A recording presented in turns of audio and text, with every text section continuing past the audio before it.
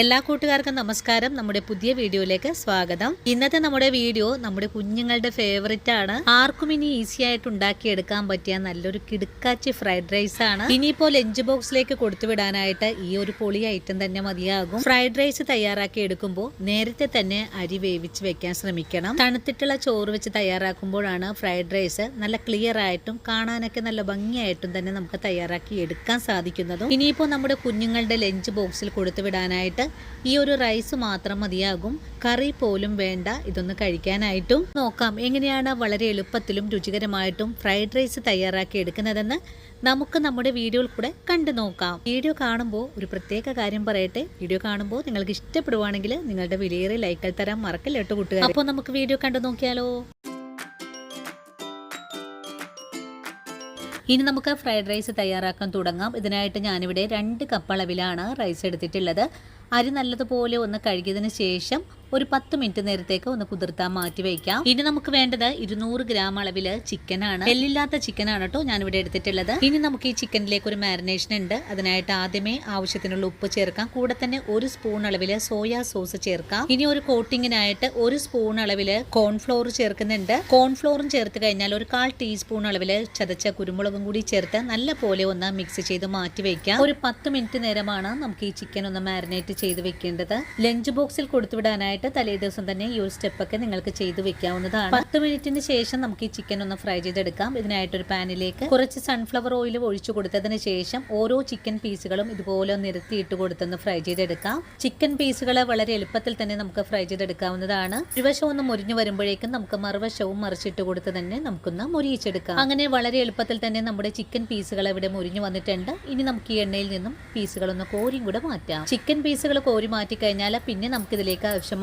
കുറച്ച് വെജിറ്റബിൾ ഒക്കെ ഞാനിവിടെ കട്ട് ചെയ്ത് വെച്ചിട്ടുണ്ട്. നമ്മൾ ഒരു 1/2 കിലോ റൈസിനുള്ള ചേരുവകളാണ് എടുത്തിട്ടുള്ളത്. ആദ്യം നമ്മൾ എടുത്തിട്ടുള്ളത് 2 തണ്ട് സ്പ്രിംഗ് ഓണിയന്റെ ഓണിയനാണ് കട്ട് ചെയ്തെടുത്തിട്ടുള്ളത്. കൂടെ തന്നെ ഒരു 100 ഗ്രാം അളവിലെ ബീൻസ്, ഒരു ബോൾ വെളുത്തുള്ളി കട്ട് ചെയ്തത്, 2 ക്യാരറ്റ് കട്ട് ചെയ്തത്, ഒരു ചെറിയ കഷ്ണം ക്യാബേജ്, 4 പച്ചമുളകും, ഒരു പിടിയോളം സ്പ്രിംഗ് ഓണിയനുമാണ് കട്ട് ചെയ്തെടുത്തിട്ടുള്ളത്. വീണ്ടും നമ്മൾ ചിക്കൻ ഫ്രൈ ചെയ്തെടുത്ത അതേ പാൻ അടുപ്പിലേക്ക് വെച്ച് കൊടുത്തു. ഈ ഒരു പാനിലേക്ക് 50 ഗ്രാം അളവില് അൺസോൾട്ടഡ് ബട്ടർ ആണ് ചേർത്തിട്ടുള്ളത്. ബട്ടർ ഒന്ന് മെൽറ്റായി വന്നാൽ പിന്നെ നമുക്കിതിലേക്ക് കട്ട് ചെയ്ത് വെച്ചിരിക്കുന്ന വെളുത്തുള്ളിയാണ് ആദ്യമേ ചേർത്ത് കൊടുക്കേണ്ടത്. വെളുത്തുള്ളി ചേർത്ത് ഒന്ന് ഇളക്കി യോജിപ്പിച്ചതിന് ശേഷം നമുക്കിതിലേക്ക് പച്ചക്കറികൾ ഓരോന്നായിട്ട് ഇട്ട് കൊടുക്കാം. ആദ്യമേ ഞാൻ ഒനിയനാണ് ചേർത്തിട്ടുള്ളത്. ഒനിയനും കൂടി ചേർത്ത് ഇതുപോലെ ഒന്ന് ഇളക്കി യോജിപ്പിച്ചതിന് ശേഷം എരിവിനാവശ്യമായ പച്ചമുളക് കൂടി ചേർക്കാം. പച്ചമുളകും ചേർത്ത് ഒന്ന് ഇളക്കി കൊടുത്തതിന് ശേഷം കട്ട് ചെയ്ത് വെച്ചിരിക്കുന്ന ബീൻസും ചേർത്ത് ഒന്നുകൂടെ മിക്സ് ചെയ്ത് കൊടുക്കാം. ഞാനിവിടെ ഒനിയൻ ചേർത്തിട്ടുള്ളത് നമ്മുടെ സ്പ്രിംഗ് ഓണിയൻ ഒക്കെ വാങ്ങുമ്പോൾ അതിന്റെ താഴെ കാണുന്ന ആ ഒരു ഭാഗമാണ്. ഏകദേശം സ്പ്രിംഗ് ഓണിയൻ ഇല്ലെങ്കിൽ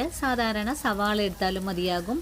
അതിനുശേഷം ഞാനിതിലേക്ക് ക്യാരറ്റ് ചേർക്കുന്നുണ്ട്. ക്യാരറ്റും ചേർത്ത് ഒന്നുകൂടെ വഴറ്റിയെടുക്കുവാണ്. ക്യാരറ്റും ചേർത്ത് ഒന്നുകൂടെ വഴറ്റിയതിന് ശേഷം കട്ട് ചെയ്ത് വെച്ചിരിക്കുന്ന ക്യാബേജ് ആണ് ചേർത്തിട്ടുള്ളത്. ഇനിയിപ്പോ ഇതുകൂടെ ചേർത്ത് ഒന്നുകൂടെ വഴറ്റിയെടുത്താൽ മതിയാകും. നിങ്ങൾക്ക് ഇതിലേക്ക് മല്ലിയിലേക്ക് ചേർക്കാൻ താല്പര്യമാണെങ്കിൽ ചേർക്കാവുന്നതാണ്. ഈ ഒരു സമയത്ത് തന്നെ നമ്മുടെ വെള്ളത്തിൽ കുതിർത്തിയ അരി ഞാനിവിടെ വേവിച്ചൊന്ന് തണുപ്പിച്ചെടുത്തിട്ടുണ്ടായിരുന്നു. അരി വേവിക്കുമ്പോൾ അതിലേക്ക് ഉപ്പും കുറച്ച് വിനാഗിരിയും 1 സ്പൂൺ അളവിൽ ഓയിലും കൂടി ചേർത്തിട്ട് വേണം ഒരു 1/4 ഭാഗത്തോളം വേവിച്ചെടുക്കാനായിട്ടും. അരി വേവിച്ചെടുക്കുമ്പോൾ ഒന്നിലൊന്നും മുട്ടാതെ വേണം നമുക്ക് ഇതുപോലെ ആക്കിയെടുക്കാനായിട്ടും. അങ്ങനെ പച്ചക്കറികൾ ഫുൾ ഫ്ലെയിമിൽ വെച്ചിട്ട് നല്ല പോലെ ഒന്ന് വഴറ്റിയെടുത്തിട്ടുണ്ട്. ഇനി ഇതിലേക്ക് ഒരു 1/4 ടീസ്പൂൺ അളവില് കുരുമുളക് പൊടി ചേർക്കാം. പച്ചക്കറികൾക്ക് ആവശ്യമായ ഉപ്പും കൂടി ചേർക്കണം. കൂടെ തന്നെ 1 സ്പൂൺ അളവില് സോയാ സോസും 1 സ്പൂൺ അളവിൽ തന്നെ ചില്ലി സോസും കൂടെ ചേർക്കാം. സോസുകളും പച്ചക്കറികളും കൂടെ ചേർത്ത് ഒന്നുകൂടെ നല്ല പോലെ ഇളക്കി യോജിപ്പിച്ചതിന് ശേഷം നമ്മൾ വേവിച്ച് വെച്ചിരിക്കുന്ന റൈസാണ് ചേർത്ത് കൊടുക്കേണ്ടത്. റൈസ് ചേർക്കുമ്പോൾ ഒറ്റടിക്ക് തന്നെ ഇട്ട് കൊടുക്കാതെ കുറേശ്ശെ